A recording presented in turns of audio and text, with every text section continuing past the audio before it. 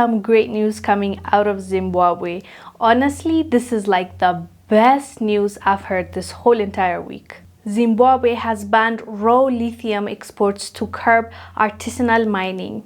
The Southern African country holds some of the world's largest reserves of hard rock lithium, a vital mineral in the production of clean energy technologies. This is huge. Instead of selling the raw material, instead of allowing anybody to come and take their raw materials, process it and sell it for expensive, now they get to be in charge. Now they get to control their own fate. And this is something that all African countries should start doing. Some are slowly but surely doing it. We're very proud of you. Now Zimbabwe joining that group makes me so happy, because that is gonna bring a lot of money for the people, because if they're not selling it raw and they have one of the largest reserves, what's gonna happen?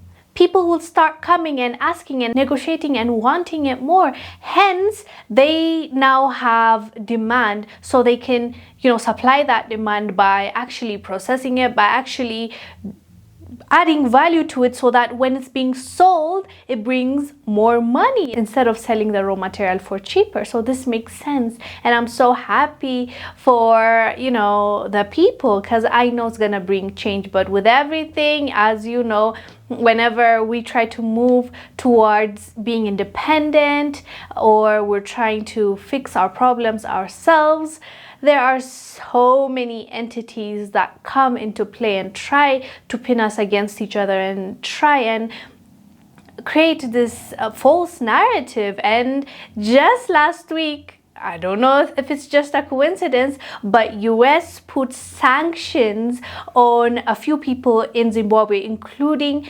Zimbabwe's president's son. So, at the end of the day, we have to suspect, or we have to assume that they are going to come for us when we're trying to be independent. But we have to say enough is enough and make sure that we do what needs to be done, so that the next generation doesn't have to face the same thing this generation and the previous generation faced. It's only fair, to be selfless, to care about others, and to find courage, because it's not going to be easy. The sanctions are going to make it harder. When they kick you out of the trade agreement, we talked about, I don't think I talked about that on this channel. I talked about the Burkina Faso US issue on African Diaspora News channel, and then I was reporting that Burkina Faso just got kicked out of the US Africa trade agreement, which is like the AGOA, which would have helped a lot, right?